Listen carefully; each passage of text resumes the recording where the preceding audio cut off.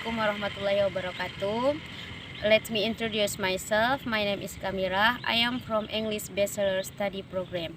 Okay, today I want to read a text as my final test. Okay, I will start it now. The dead car. It was a cold night in September. The rain was drumming on the car roof as George and Mary Winston drove through the empty country roads towards a house of their friends.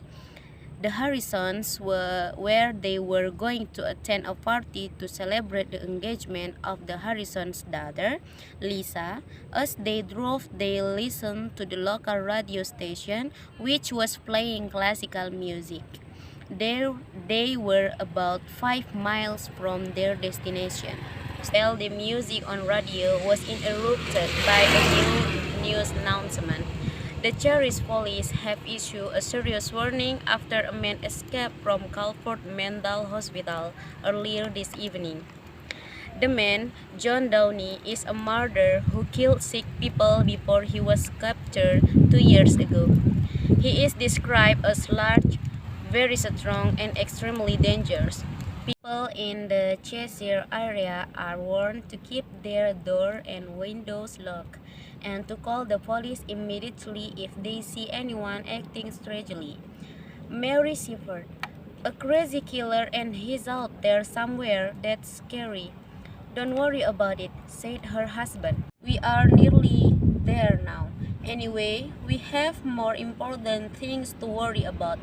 This car is losing power for some reason. It must be that all. Problem with carburetor if it gets any worse. We will have to stay at the Horizons tonight and get it fixed before we travel back tomorrow. As he spoke, the car began to slow down. George pressed the accelerator, but engine only cooked. Finally, they rolled to a halt and the engine died completely.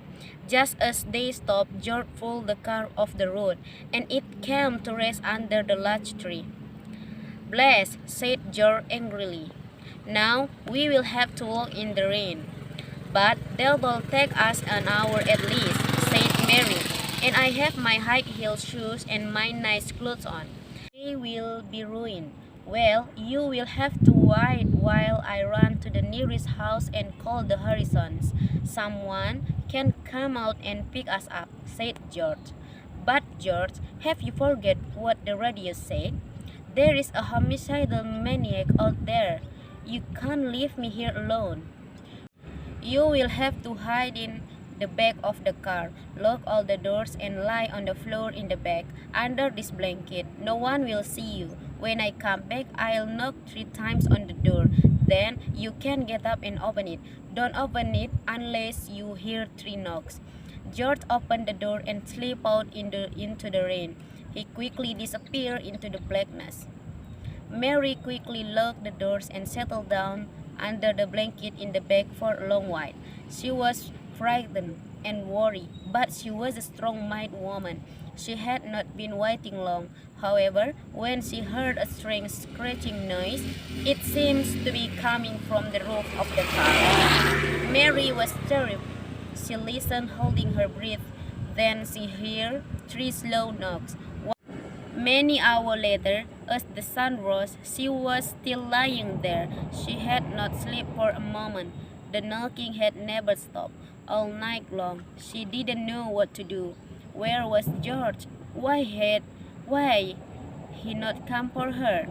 Suddenly, she heard the sound of 3 or 4 vehicles racing quickly down the road. All of them pulled up around her, their tires screaming on the road. At last, someone had come. Mary sat up quickly and looked out of the window. The 3 vehicles were all police cars and 2 still had their lights flashing.